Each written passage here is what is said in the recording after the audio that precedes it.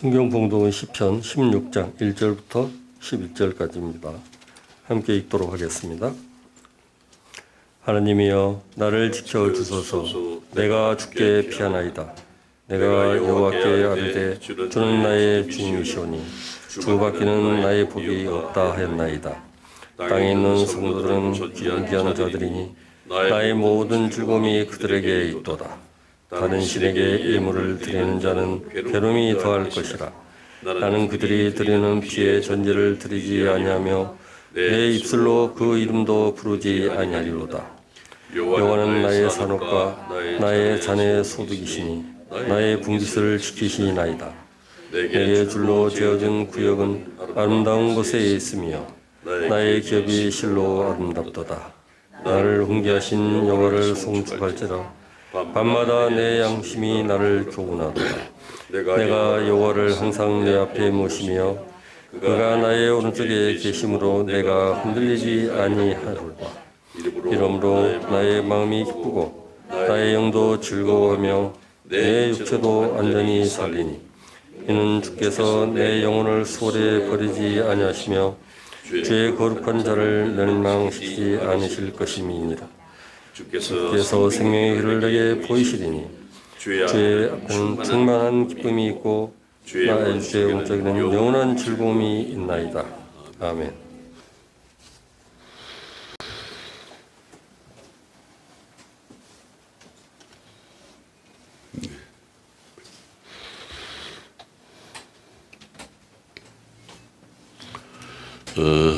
혹시 여러분 금이 간 항아리 얘기 아시는 분 계세요? 제 책 읽어보셨습니까? 제 책 43페이지에 나옵니다. 제가 인용을 했습니다만 옛날에 어떤 사람이 이 양 어깨에다가 항아리로 된 물지개를 쥐고 물을 길어 날랐습니다.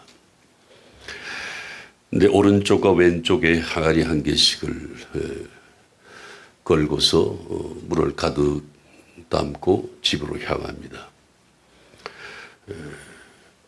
우물에서 물을 가득 채워서 출발했지만 집에 오면은 이 왼쪽 항아리의 물이 반쯤 비어 있었습니다. 웬고하니 왼쪽 항아리에 금이 갔습니다. 그래서 오른쪽 항아리는 가득 찬 그대로였습니다마는 왼쪽 항아리는 너무 미안한 마음이 들어서 주인에게 이렇게 간청을 합니다. 주인님, 나 때문에 항상 일을 2번 하시는 것 같은데 이렇게 금독하고 못난 나 같은 항아리는 버리고 새 것으로 갈아 쓰시면 안 되겠습니까? 라고 말합니다. 주인이 금간 항아리에게 말합니다. 나도 네가 금이 간 항아리인 줄 알고 있어. 내가 금이 간 것을 알면서도 일부러 바꾸지 않고 있다는 것을 알아주렴. 그리고 네가 우리가 늘 다니는 길 양쪽을 한번 보아라. 물 한 방울 흘리지 않는 오른쪽 길은 풀 한 폭이 나지 않는 황무지인 채로 그대로 있지만 왼쪽 길을 한번 봐라. 왼쪽 길에는 저렇게 아름다운 꽃과 풀이 자라고 있지 않냐.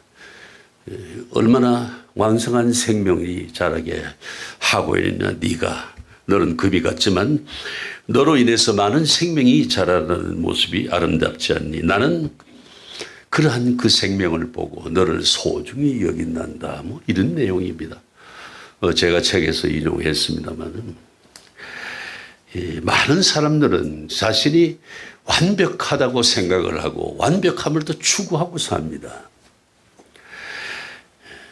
금이 간 자신의 모습을 대개는 다 부끄럽고 수치스럽게 여기기가 마련이죠.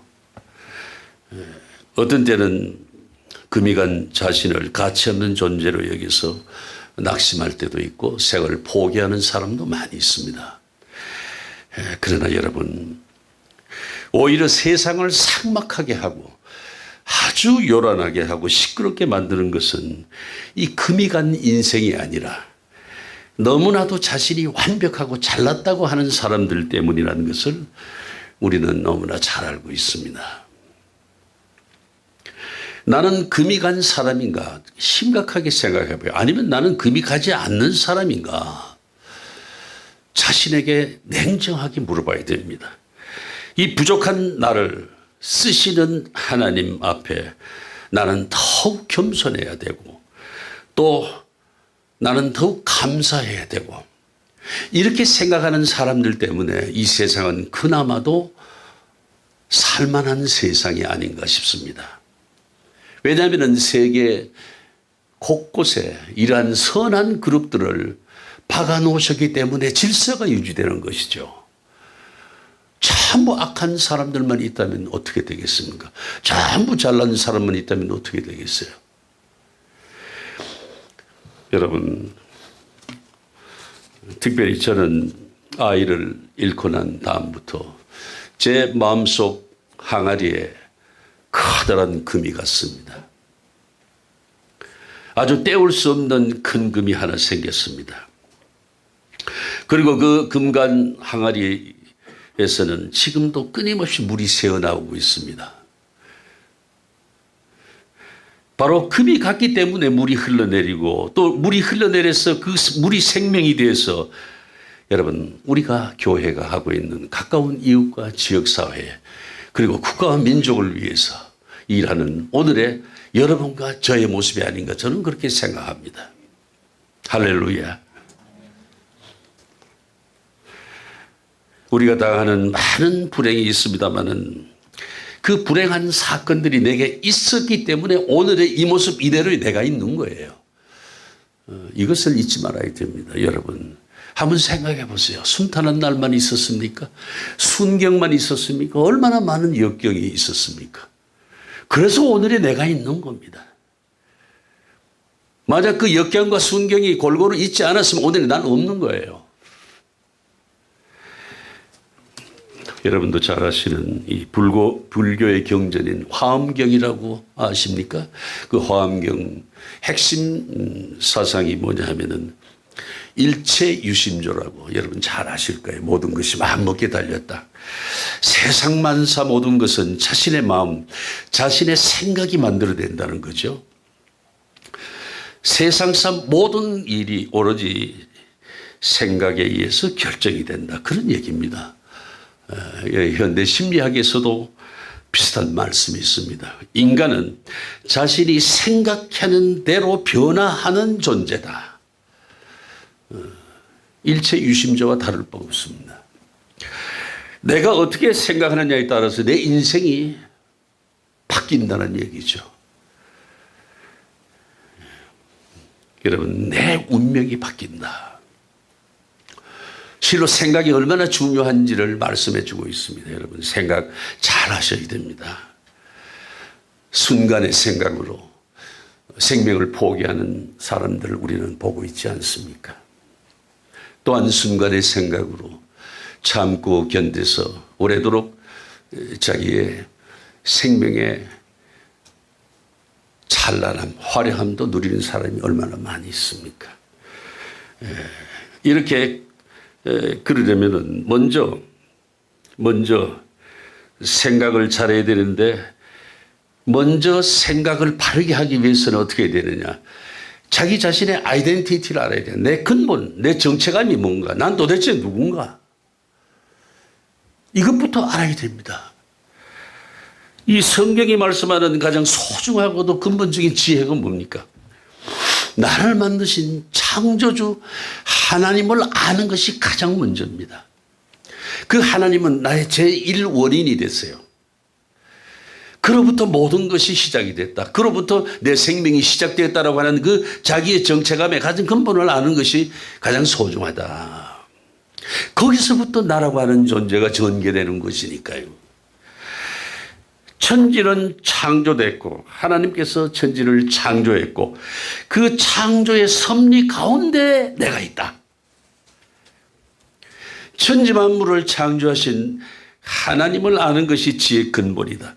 창조를 아는 것에서부터 인간은 생각이 달라지기 시작합니다. 바른 생각을 할 수 있습니다.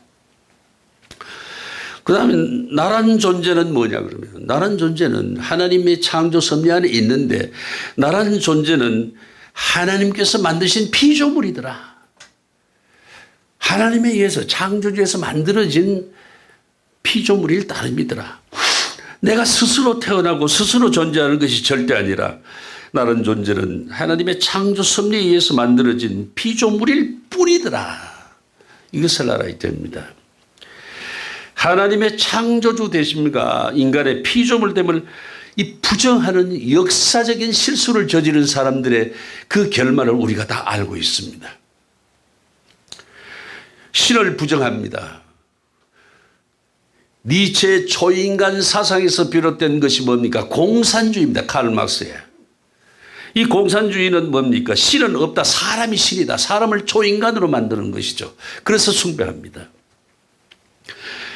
이렇게 창조주를 부정하는 이 공산주의가 74년간을 인류에게 끼친 그 폐악을 우리가 너무나 잘 알고 있습니다.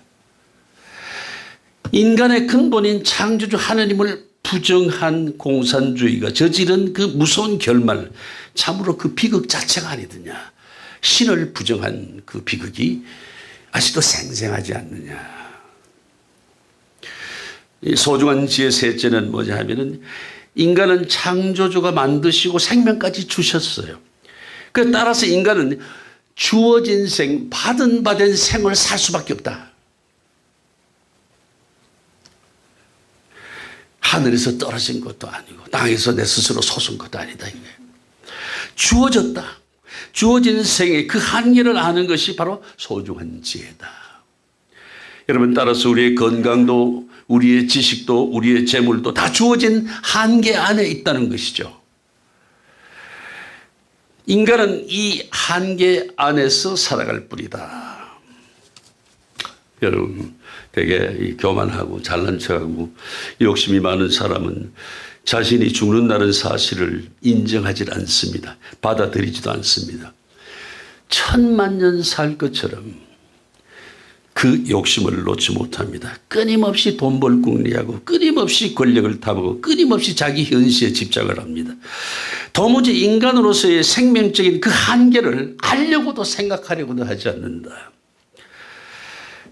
제가 지난 수요일 날 한 통의 전화를 했습니다. 제가 기도 중에 생각하는 중에 분명히 무슨 일이 있을 것이라고 생각해서 내가 섬기는 어른이니까.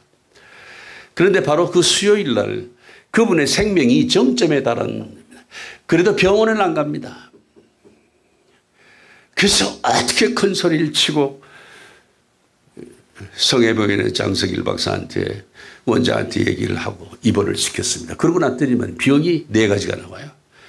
아주 극심한 병이 심장 판막에 의한 심부전증에다가 폐결핵에 폐렴에 물이 차서 복막염까지 이르는 거예요. 그 물이 계속 차니까 숨을 못 쉬는 거예요. 그래서 장석일 박사가 나한테 전화 와서 그래요. 어떻게 목사님이 그 영적인 지혜가 있었으니 그 계셨느냐. 난 목사님 만날 때마다 놀랍니다. 그래서 본인에게 그 얘기를 해줬습니다. 김수현 목사님 아니면 김 박사님 죽었습니다. 그러니까 그분 입에서 처음으로 내는데, 야, 살려줘서 고마워 정말, 이런 소리 들었어요. 내가 그 소리 들으려고 그런 건 아니에요. 여러분, 잘난 척하지 마라. 교만하지 마라. 겸손하라. 겸손이 뭐냐? 무엇을 받아들이는 주머니다, 이런 얘기죠. 겸손하지 않고서는 한계의 지식도 한계의 정보도 한계의 지혜도 받아들일 수가 없다는 것이죠. 무엇이든 언제라도 다 할 수 있다고 큰 소리 칩니다. 뭐든지 하면 된다, 노력하면 된다라고 말합니다. 여러분, 요새 60이 넘은 사람들 보세요. 아직도 돈 벌 궁리하느라고 부동산 투기에다가 증권 투자에다가 펀드 투자에다가 혈안이 돼서 그냥 발정난 숙개처럼 돌아다닌단 말이죠. 그러나 여러분, 하면 된다, 안 되면 되게 하라고 다 되는 것은 아니라는 것 좀, 그리고 안 될 것은 안 된다는 것을 아는 것이 인간이 지켜야 할 마땅한 도리고 마음에 새기고 살아야 할 아주 소중한 지혜라는 것을 여러분 명심하시기 바랍니다.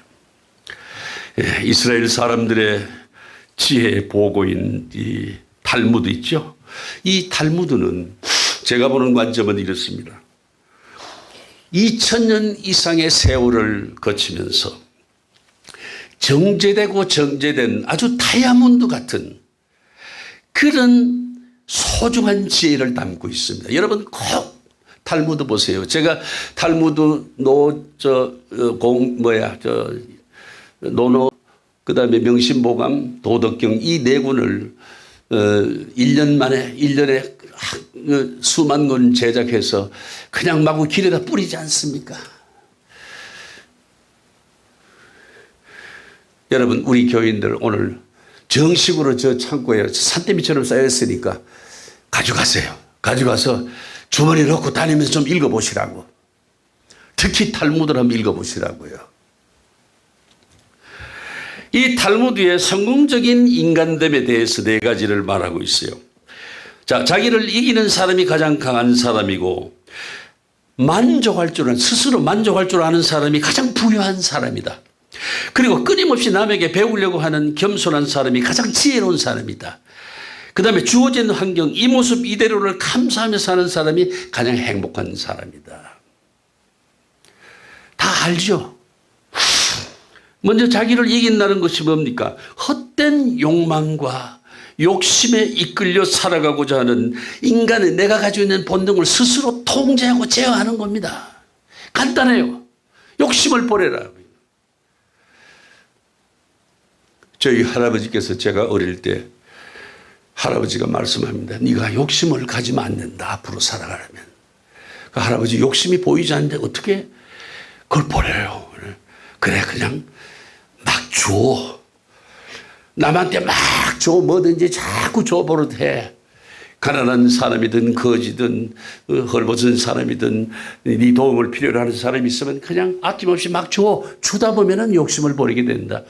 그래서 제가 할아버지 말씀대로 그렇게 살아왔습니다. 그러다 보니까 욕심이 없어지더라고요.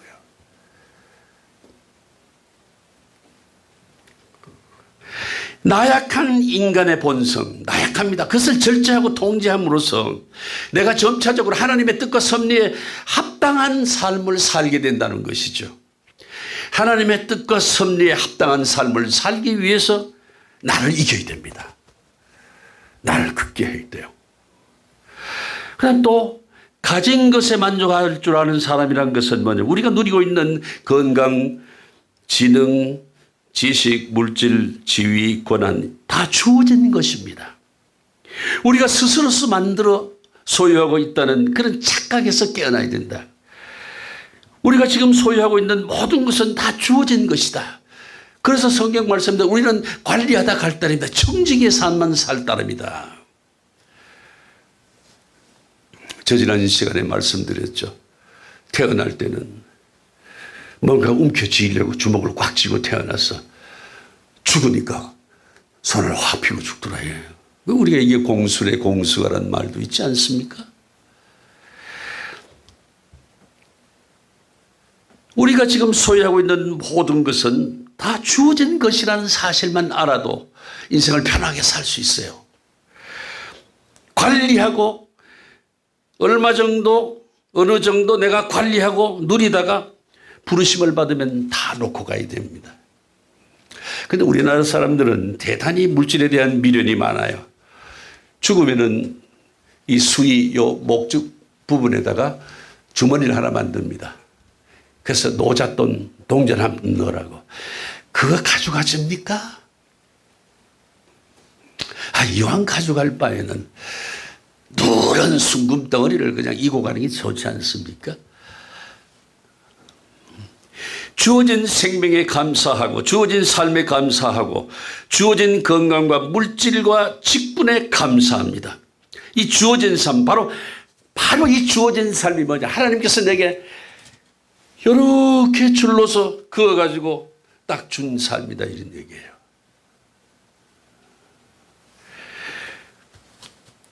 그 안에서 줄로 재어진 그 구약 안에서 우리는 삶을 누린다는 것이죠. 하나님께서 허락하신 한계가 분명한 삶이에요. 이 땅의 개념으로 한계 안에 주를 그었다고 표시를 했지만서도 우리의 삶 전체가 다 그렇습니다. 하나님 마음에 합당하게 살아라고, 이렇게 살면 내가 너를 합당하게 산 걸로 인정을 하겠다. 그래서 천국 시민이 되게 해주겠다. 이런 말씀이에요. 이 탈무드는 바로 인간의 삶을 보다 유익하고 보람되고 하나님 마음에 합당한 지혜로운 삶이 되도록 가르치는 하나님의 또 다른 가르침인 것입니다, 여러분. 그러니까 탈무드를 꼭 읽으시라는 거예요. 자, 오늘 본문 16절 말씀 봉독해 보실까요?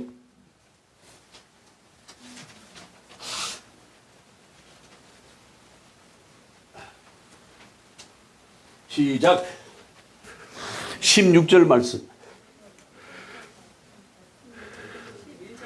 16절 말씀이 아니에요. 내가 잘못 알았어. 자, 6절 말씀.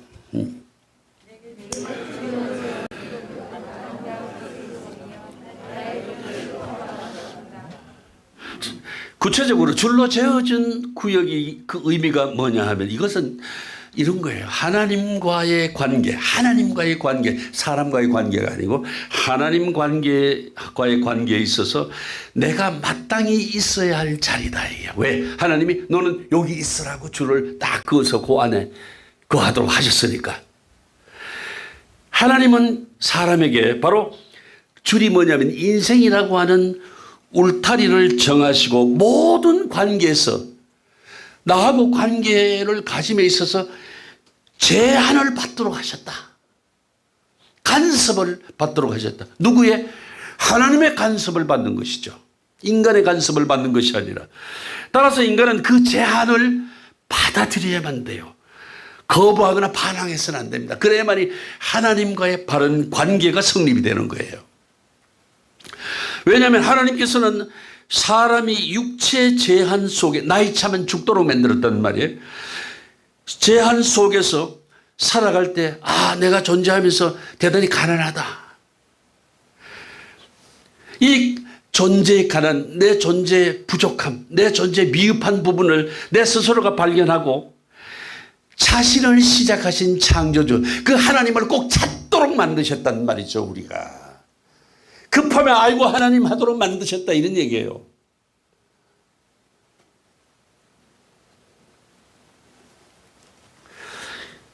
인간은 본디부터 연약하기 때문에 고난과 죽음의 길을 갈 수밖에 없습니다. 그것은 인간의 숙명입니다. 그렇기 때문에 부득불 하나님과의 관계를 가지고 살아야 할 필요 충분 조건이라는 것을 우리가 명심해야 된다는 것이죠. 뭐냐? 틀림없이 하나님을 찾게 돼 있다 이거예요. 그리고 하나님을 찾으라 이런 얘기죠. 이 성경 속에 나타난 하나님으로부터 기업을 받은 인물들을 한번 요약해 살펴보겠습니다. 태초에 하나님께서는 처음 인간인 아담과 하와에게 에덴 동산을 기업으로 주셨어요. 창세기 2장 8절에 보면은 여호와 하나님이 동방의 에덴에 동산을 창설하시고 그 지으신 사람을 거두시리라. 이 에덴 동산이라고 하는 땅을 아담과 하와에 맡기신 까닭은 서로 화목하고 행복하게 살아라. 내 말을 순종하고 라고 하는 단서가 붙으면 나와의 관계를 그게 하나님의 사랑이었단 말이죠. 그러나 아담과 하와는 이 줄로 재어준 기업 그 한계를 벗어나서 불순종함으로써 원죄를 짓고 에덴 동산에서 쫓겨나 버렸잖아요. 또 의인 노아에게 홍수를 거친 다음에 그 이후에 신세계 땅을 맡기셨음을 우리가 알 수 있습니다. 새로운 세계를 맡겨서 다 정화하신 다음에 그리고 아브라함을 불러내시고 그에게 내가 지시할 그 땅으로 가라 말씀하셨어요. 하나님으로부터 받기로 한 그 땅이 뭐냐? 우리가 약속의 땅이라고 부르고 있습니다. 성경에서. 그게 어디냐? 가나안 땅입니다. 그런 믿음의 조상이 됐습니다. 순종함으로써 하나님께서도 요셉을 애굽의 총리로 세울 때 먼저 그 형들한테 버림을 받게 만들었어요. 그리고 시위대장 보디발의 집에 가서 종살이를 하게 하신 것도, 누명을 쓰고 감옥에 간 것도 하나님으로부터 버림받으신 게 아니고 오히려 택함을 받으신 것을 후에 알게 됐단 말이죠. 감옥에서 애굽 왕가의 가교가 되는 왕의 술관장을 만나 꿈을 해몽해 준 일은 바로 총리 대신으로 가는 길목으로 쓰셨더라는 것이죠. 이 모든 것은 다 하나님께서 재단하신 것이다. 그렇게 요셉에게 아름다운 인생을 줄로 지어 주셨더라는 것이죠. 순종함으로 그는 총리 대신이 되고 인류 역사에 길이 남는 믿음의 사람이 된 것이죠. 하나님께서는 여러분들 잘 아시는 독생자 예수님에게 맡기신 기업이 있습니다. 그건 뭐냐? 요한복음 6장 39절 말씀에 보면 이렇게 말합니다. 나를 보내신 이의 뜻은 내게 주신 자 중에서 내가 하나도 잃어버리지 아니하고 마지막 날에 다시 살리는 것이라. 이게 뭡니까? 죄성으로 가득 찬 인류를 구원하되 한 사람도 빼놓지 않고 다 구원하라는 그 책임, 그 기업을 주셨더라는 것이죠. 그래서 예수님께서 부활하시고 하신 말씀이 뭐예요? 땅 끝까지가 뭡니까? 남은 한 사람까지도 다 구원하라, 전도하라. 부활했다는 내 증인이 되라. 그러면 그도 믿을 것이다. 이런 얘기죠. 그래서 주님은 십자가의 고난과 고통, 죽음까지 그냥 달게 감내하셨습니다. 감당하셨어요. 특별히 하나님께서는 사도 바울에게는 하나님의 밭을 가꾸고 돌볼 것을 기업으로 주셨습니다. 하나님의 밭이 뭡니까? 오늘 여러분 하나님 밭에 있습니다. 하나님 밭에 지금 태어난 알곡들이에요. 자라고 있는 알곡들입니다. 이 교회를 가꾸고 관리하라고 그 기업을 주셨습니다. 바로 하나님께서 부르심을 받은 사람들, 그 모임인 교회를 가꾸라. 하나님은 바울에게 그 동역자들과 함께 농부가 되시는 하나님처럼 나처럼 하나님의 밭을, 이 밭을 가꾸고 돌보는 일을 기업으로 주셨다는 것이죠. 사도 바울은 고백합니다. 그의 몸에 사탄의 가시가 있다고 고백합니다. 괴롭습니다. 이 밭을 가꾸는데 상당한 애로가 있습니다. 어려움이 있습니다. 그 가시를 제거해달라고 하나님께 3번이나 특별한 기도를 드렸다. 여러분 3번이라는 건 3번 그러잖아요. 수도 없이 드렸다는 겁니다. 그럼에도 불구하고 하나님께서는 뭐라고 말씀하셨냐면 내게 있는 내 은혜가 족하다. 까불지 마. 너는 지금 가시가 아프지. 너는 아파야만 돼. 그걸로 족한지 알아 이놈아. 이런 얘기 옳습니다. 그리고 위대한 고백을 합니다. 고린도후서 12장 9절 말씀이에요. 내게 이르시기를 내 은혜가 내게 족하도다. 이는 내 능력이 약한 데서 온전해짐이라 하신지라. 그러므로 나의 여러 약한 것들에 대해서 자랑하리니 이는 그리스도의 능력이 내게 머물게 함이라. 얼마나 심각한 고백입니까 여러분. 그래서 그는 위대한 사도가 됩니다. 하나님께서 줄로 저어진 구역, 하나님께서 주신 건강 그대로 그는 수용합니다. 그리고 하나님께 감사하고 있습니다. 모든 것이 하나님께서 허락하신 은사입니다. 만사를 은사로 수용하는 거기에 사도 바울의 놀라운 신앙 간증이 있더라는 것이죠. 여러분 강하고 싶습니까? 약하세요.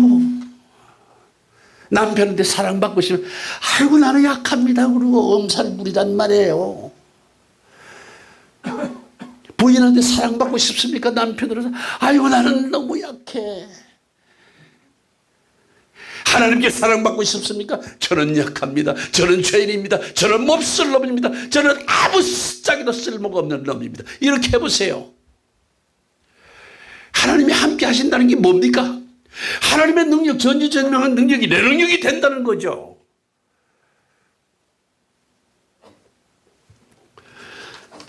오늘날 하나님께서 우리에게 줄로 재으신 기업은 오늘 현대적으로 뭐라고 생각하세요? 자, 저는 이렇게 생각합니다. 내게 주신 건강, 따라합시다. 건강, 일터, 가족, 친구, 교회, 신앙, 자동차.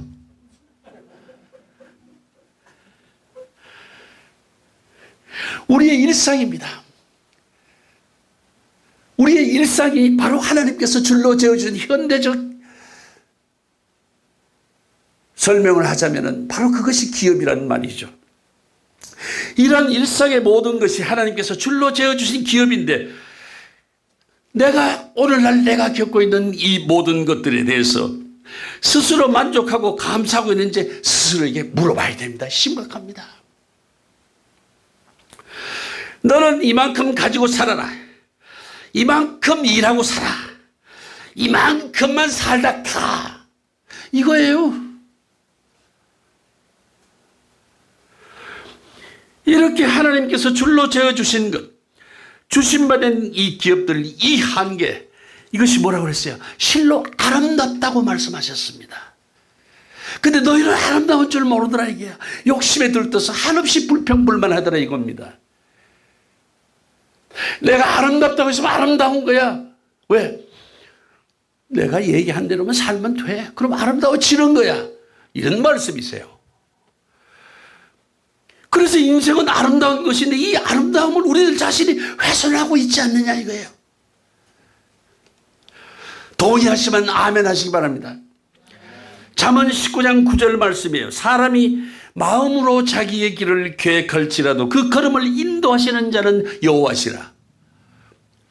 하나님께서는 지금 오늘 이 시간도 그분께서 줄로 재어준 아름다운 곳으로 인도하시기 위해서, 우리의 인생을 아름답게 하시기 위해서 그냥 우리를 이 모양 저 모양 그 모양으로 재촉하고 계세요. 우리에게 주어진, 우리가 겪는 행불행이 바로 이 모양 저 모양으로 하나님께서 그 길로 아름답게 하기 위해서 재촉하시는 방편이란 말이죠.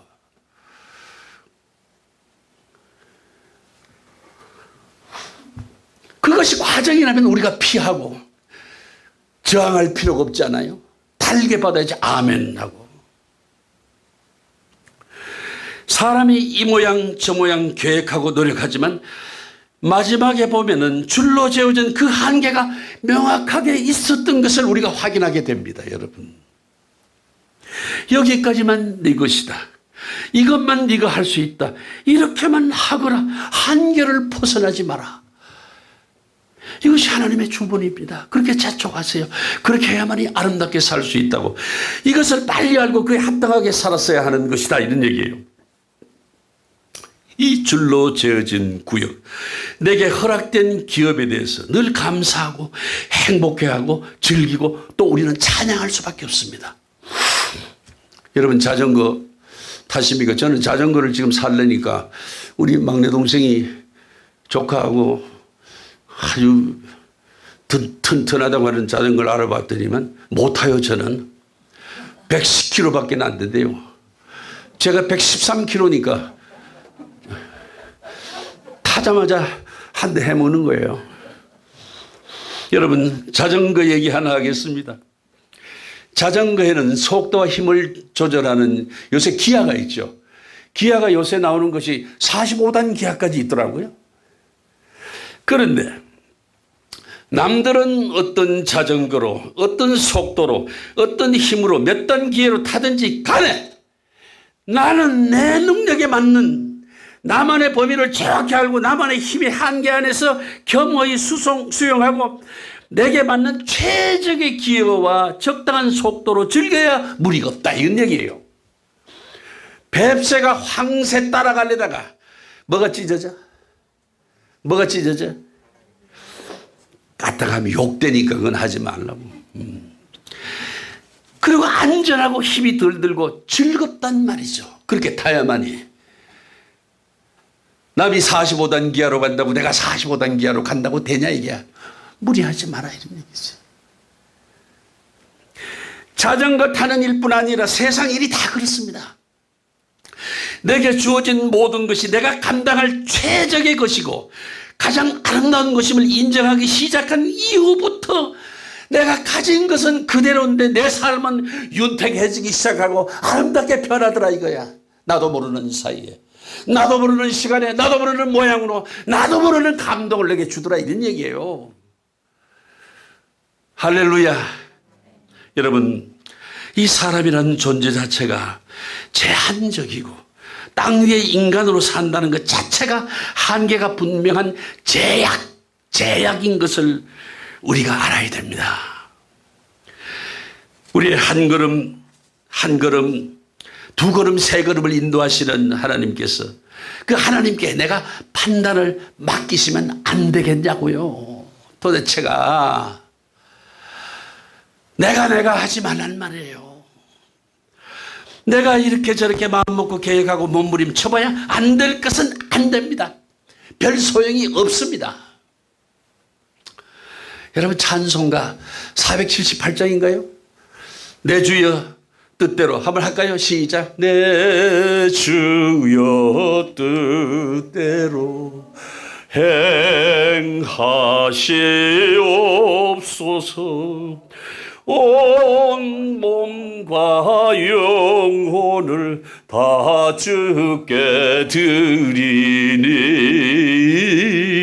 이 세상 고락간 주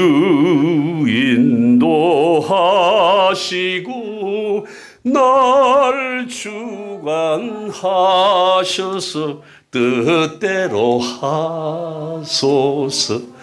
뜻대로 구워 먹든 삶아 먹든 주님 마음대로 하세요. 얼마나 간단합니까? 뭐가 어려워서 쥐고 있나요? 그분의 인도하심을 순순히 수용해야 됩니다. 오늘 본문의 말씀대로 하나님께서 줄로 재어진 구역은 아름답기 때문에, 아름다움이 보장되기 때문에 그대로 따르기만 하면 된다, 이런 얘기예요. 이 얼마나 귀중한 다윗의 간증입니까, 여러분? 줄로 재어진 구역, 우리에게 주신받은 기업을 우리가 사랑해야 됩니다. 왜요? 그분이 나를 더 잘 아십니다. 그분이 나를 더 사랑하십니다. 그분께서 더 능력이 많으시기 때문에 줄로 지어진 구역, 그 기업을 내가 믿어야 됩니다. 그리고 참 아름답다 하는 것이 바로 신앙인의 간증이다, 이런 얘기죠. 이런 간증을 할 수 있어야 돼요. 합시다. 자, 나는 아름답다. 나의 생은 너무 아름다워. 이렇게 합시다. 나의 나됨을 아시는 그분이 나를 합당한 길로 인도하실 것을 분명히 내가 믿기 때문인 것이죠. 여러분, 시인 천상병의 귀천 누가 잘 알아요? 낭송 한번 해볼래? 자, 마지막 연에 보면은 따라합시다. 나 하늘로 돌아가리. 아름다운 이 세상 소품 끝내는 날 가서 아름다웠더라고 말하리라. 일생 동안 그런 가난 속에서 내가 만난 천상병은 그렇게도 찌든 사람 못 봤어요, 세상에. 꼬라지도 찌들어서. 그런데도 자기가 가난하고 자기가 부끄럽다는 생각 한 번도 안 했어. 남에게 기댄다 소리 한 번도 안 했어요. 오로지 그 몫이 부인한테 와서 하루 1,000원 받아가지고 와가지고 아이스크림 하나 사 먹고 눈깔 사탕 하나 사 먹고 그게 다예요. 그리고 해맑게 웃어요. 그리고 시를 쓰면은 그 아름다운 시 언어를 사용해서 우리의 마음을 얼마나 따뜻하게 해줬냐 말이죠. 그렇게 살다가 그는 정말 이 세상에 소풍 나왔다 보니까 너무 아름답더라 그러고 하늘나라로 갔지 않아요. 여러분, 우리나라의 현재 이 시계 바늘이 무엇을 가리키고 있는지를 분명히 생각해야 됩니다. 사상 최악의 코로나 바이러스, 이 출현으로 생명이 우리가 경각에 달한 이 지금 현재 이 시간, 인간들은 한결같이 돈에 눈이 멀어서 추악한 짓거리들하고 세상이 너무 시끄럽지 않습니까? 그런 바보들이 어디 있냐고요. 범죄인의 심리가 어떤 건지 아세요? 남은 모를 것이다 하고 시작하는 것이 범죄입니다, 여러분.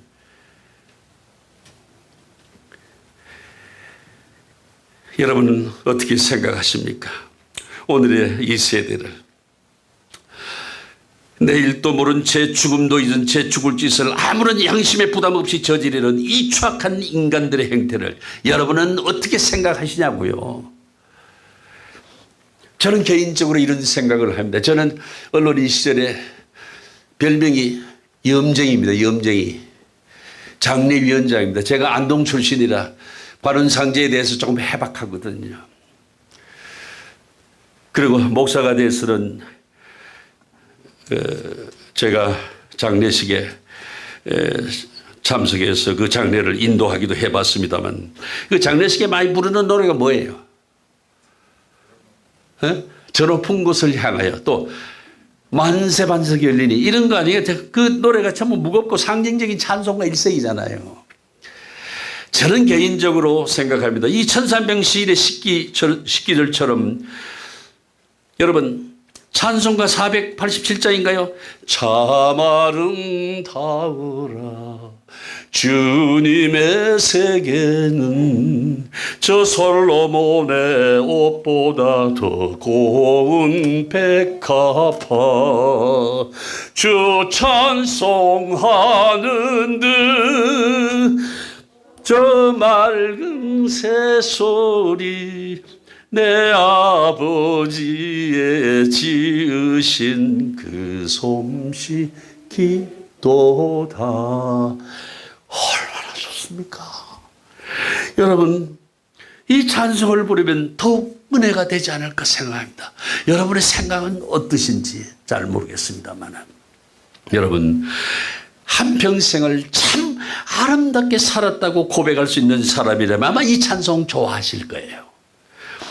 짧디 짧은 인생 그 짧은 생명의 시간을 끝없는 욕심에 이끌려서 추하게 살고 있지는 않은지 깊이 한번 생각해 보시기 바랍니다. 하나라도 더 가지려고 동물처럼 피 흘리며 추악하게 살고 있지는 않는지 나와 일면식도 없는 이웃을 사랑하기는커녕 헐뜯고 비난하고 미워하고 있지는 않는지 아름답게 살아라 하시며 내게 줄로 재어주신 내 기업을 내가 깡그리 망각하고 스스로 아름다운 인생을 짓밟고 망치며 살아가는 무지와 어리석음에서 우리가 부연히 일어나야 됩니다. 깨어나야 됩니다. 여러분 라이즈 업 해야 됩니다. 줄로 재어주신 내 인생 내 생애는 실로 아름답습니다. 하나님께서 나를 사랑하십니다. 주님께서 나를 염려하시고 늘 바른 길 바른 삶으로 인도하십니다. 나는 그저 감사할 뿐입니다. 여러분 이것이 여러분의 찬송이 되어야 되고 여러분의 찬양이 되어야 되고 여러분의 간증이고 바로 이것이 하나님께 드리는 영광이 되어야 되는 것입니다. 여러분 그리하는 여러분이 되기를 주의 이름으로 축원드립니다. 기도하시겠습니다. 고마우신 아버지 하나님 정말 주신 인생 주신 삶 감사합니다. 아름답게 주신 삶을 아름답지 않게 살아가는 이 무지와 어리석음으로부터 깨어날 수 있도록 저희를 일깨워 주시기를 원하오며 우리 주 예수 그리스도 이름으로 기도하옵나이다. 아멘.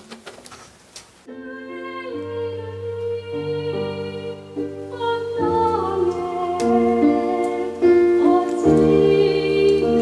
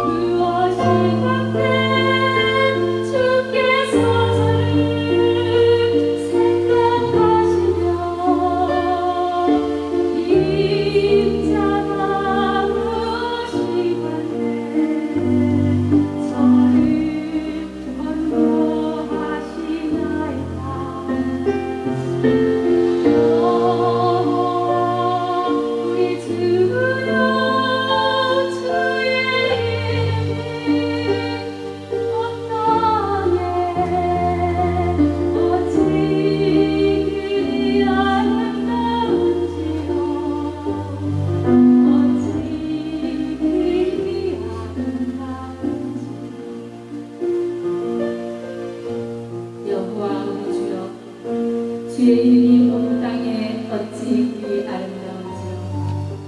주의 영광을 하늘 위에 두셨나이다. 주의 대적을 인하여 어린아이와 젖먹이로 말미암아 번들을 세우시며 이는 원수와 보시자로 잠잠케 하여 하십니다. 주의 손가락으로 만드신 주의 하늘과 주의 베풀어 주신 달과 별을 내가 보니 사랑이 무엇이간데 주께서 저를 생각하시며 인자가 무엇이간데 주께서 저를 견고하시나이다. 저를 천사보다 조금 못하게 하시고 영화와 존귀로 하늘을 씌우셨나이다. 주의 손으로 만드신 것을 다스리게 하시고 만물을 그의 발 아래 두셨으니 곧 모든 소와 양과 그 짐승이며 공중의 새와 바다의 물고기와 바닷길에 다니는 것입니다. 여호와 우리 주여, 주의 이름이 온 땅에 어찌 그리